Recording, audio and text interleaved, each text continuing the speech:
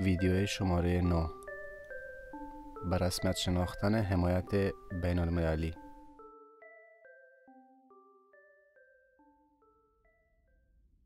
بر رسمیت شناختن حمایت بین المللی به معنای وضعیت پناهنده و یا داشتن حمایت سوئیسیداریه است.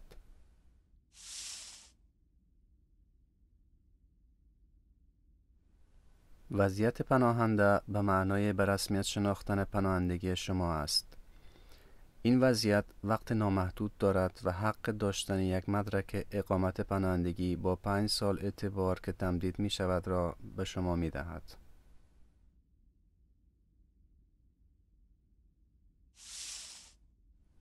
حمایت سوئیسیداریه به معنای داشتن یک نوع حمایت است. این حمایت حق داشتن یک مدرک به نام پروتکسیون سوئیسیداریه را به تو می دهد که 5 سال اعتبار دارد و قابل تمدید است. اگر کمیسیون تو را به عنوان یک حمایت شده بین المللی نشناسد ولی فکر می کند که تو نیاز به ماندن در ایتالیا را داری، از کوئستورا می خواهد که به تو یک پرمسو دی سوجورنو پر موتیوی اومانیتاریا بدهد که 2 سال اعتبار دارد و قابل تمدید است.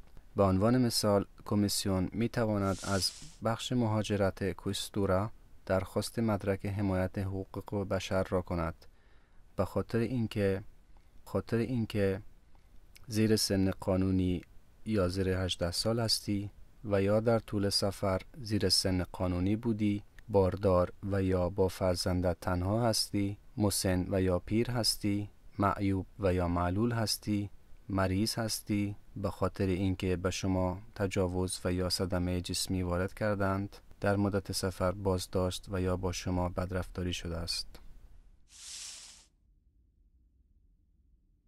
تمدید پرمسو دی سوجورنو به معنای داشتن یک اقامت جدید برای ماندن در ایتالیا است. وقتی درخواست تمدید می کنی، کوئستورا به تو یک ورق می دهد که باید در نگهداری آن کوشش کنی. برای اینکه بتوانی مدرک حمایت سوئیسیداریه و یا حمایت اومانیتاریا را تمدید کنی، اداره پلیس باید درباره شرایط کشورت و یا دلیل‌های شخصی که به خاطر آن درخواست حمایت کردی را بررسی کند که آیا این دلیل‌ها هنوز قابل اعتبار هستند یا نه. بنابراین اگر هنوز نیاز به حمایت داری، مدرک تو تمدید می شود. امکان دارد وضعیت پناهندگی و یا حمایت سوئیسیداریه را از دست بدهی. برای اطلاعات بیشتر می توانی فایل صوتی توقف و لغو حمایت بین المللی را گوش دهی. اجازه اقامت پناهندگی و یا اجازه اقامت حمایت سوئیسیداریه حق ریکونجونجیمنتو فامیلیاره را می دهند. این به این معنا است که می توانی این اشخاص را به ایتالیا داخل کنی: همسرت، فرزندانت را که هنوز زیر 18 سال دارند در صورتی که هنوز ازدواج نکردند، فرزندان بالای 18 سال را اگر معلول و معیوب هستند، پدر و مادرت را ولی فقط اگر شرایط مخصوص دارند. لازم نیست به پلیس شرایط جای زندگیت و میزان درآمد مالیت را نشان دهی.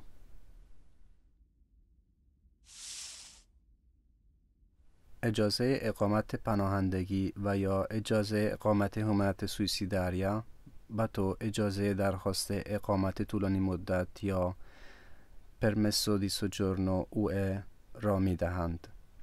این اجازه اقامت وقت نامحدود دارد و با آن می توانی به مدت 3 ماه به کشورهای دیگر اروپایی سفر کنی و بیشتر از 3 ماه در کشورهای دیگر اروپایی کار کنی.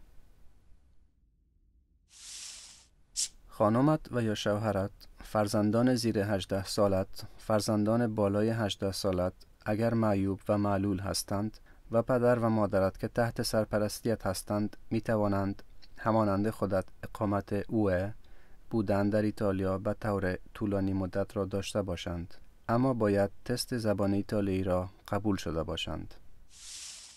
برای به دست آوردن اقامت طولانی مدت اوه باید از دادگاه درخواست 2 ورق را کنی. il casellario giudiziale و گواهینامه کاریکی پندنتی، دو مدرکی که نشان می‌دهند که برای جامعه ایتالیا خطرناک نیستی. باید کار و مدارک کاری هم داشته باشی و از مدت اولین مصاحبت با پلیس ایتالیا 5 سال گذشته باشد. باید نشان دهی که به اندازه کافی درآمد داری و از پاسپورت و یا مدرک سفرت فتوکپی بگیری. اگر یک پناهنده هستی، کوئستورا باید یک مدرک سفر به تو بدهد که 5 سال اعتبار دارد و می توانی تمدید کنی.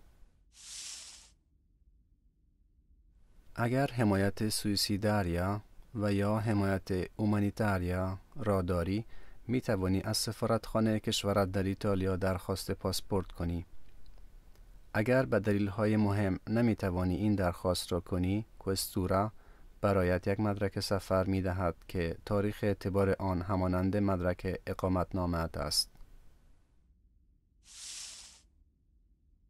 در صورتی که برای کشور ایتالیا شخص خطرناک شناخته شوی، نمی توانی مدرک سفر دریافت کنی.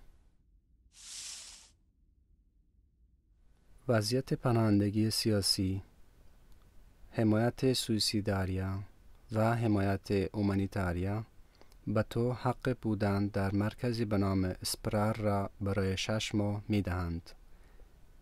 اگر مینوره هستی، ناقص، دارای سن زیاد، خانم باردار، به تنهایی با فرزندت سفر می کنی، مریض هستی، به خاطر اینکه به تو تهاجم و زور وارد شده است، می توانی مدت بیشتری را برای ماندن در اسپرار تقاضا کنی. مدارک حمایت بین‌المللی پناهنده سیاسی، حمایت سویسیداریا و حمایت اومانیتاریا به تو حق درس خواندن و کار کردن را می دهند. می توانی مدارک حمایت سویسیداریا و حمایت اومانیتاریا را به مدرک اقامت کاری تبدیل کنی.